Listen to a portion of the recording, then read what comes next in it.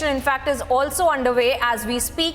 But today we are seeing massive developments in the entire matter, where Omar Abdullah himself has been brought in for questioning by the Enforcement Directorate, and of course we will have to wait and watch for the official confirmation as with respect to the line of questioning that had been carried out with respect to Omar Abdullah as well. And Gagan Bhagat, the NC spokesperson, also joins us on the broadcast. Gagan Bhagat, if I could come to you, sir, we are seeing fast-paced developments when it comes to the ED investigation. Now your own leader has been brought in for questioning. What do you have to say about that? Good afternoon. Good afternoon. The line is that whatever we have to say, we will say in the Honorable Court. And in BJP regime, you all know these agencies are working in what type of direction, what type of case they are working on. Look at the case of Akash Patel. So whatever we will say in the Honorable Court. We believe in the Honorable Court and we will say there only. Sir, but we are seeing that the ED is questioning Omar Abdullah himself, and sources are suggesting that there was a close link between Nihal Garvare, who has already been arrested by the Enforcement Directorate, and Omar Abdullah as well. What do you have to say about that, sir? Whatever they will say, we will respond in the Honorable Court. That's the line. We will respond them in the court. We don't believe whatever they ask or whatever the allegation is on us. We will not answer them publicly or in the public domain. We will answer in the court, Honorable Court.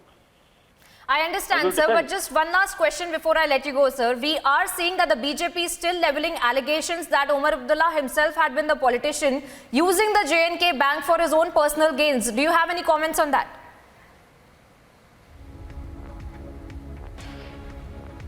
All right, we seem to have lost that line with Gagan Bhagat, but let me also go across to my colleague Zeenat, who's joining us on the broadcast. Zeenat, trouble mounting for Omar Abdullah, isn't it? He had been questioned by the ED. Any news that you're picking up with respect to the line of questioning and how much ED believes is the involvement of his as well in the entire scam?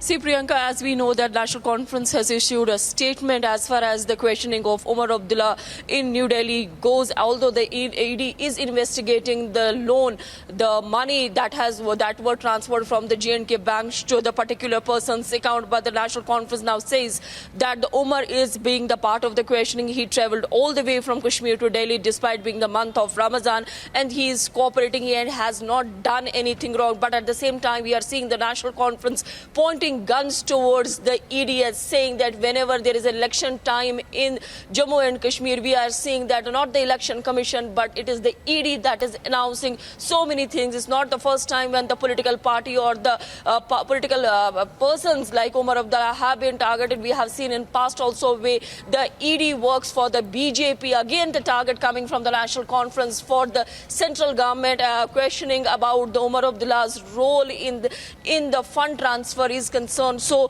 we need to see how the NC will react further. But as of now, Omar has travelled to Delhi to be part of the ED questioning. ED had asked Omar to come to Delhi for the questioning, and he had volunteered himself as per the National Conference. Despite being the holy month, he travelled all the way, and he is playing the part to be there and to play his role and to divulge details, whatever is there as far as the pertaining to this very case of loan is concerned. But National Conference says that Omar has not done anything wrong, and this also tells that how the centre is behaving in Jammu and Kashmir after the abrogation of Article 370. We have been seeing the National Conference and the main leaders of the political party targeting centre as well as the BJP every time for one or for the another direction. But he is not the first political leader who has been questioned by the ED. We have been seeing Mehbooba Mufti's mother, Gulshan Mufti, to have been summoned by the ED in Srinagar for a number of times as far as the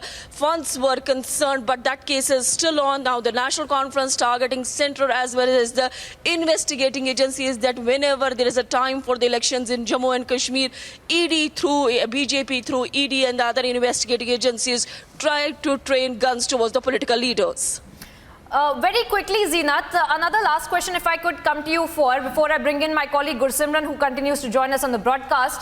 Zeenat, you have been breaking down those details for us, but we have seen that the BJP allegations are now saying that Omar Abdullah and other leaders of the NC had been using the J&K Bank for their own personal disposal as well.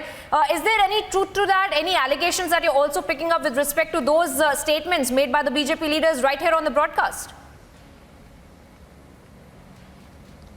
See, when we talk about the J&K Bank, it used to be the state bank, but later after the abrogation, it has gone to the RBA in the formal manner. But yes, Omar Abdullah has ruled the state as chief minister in 2010.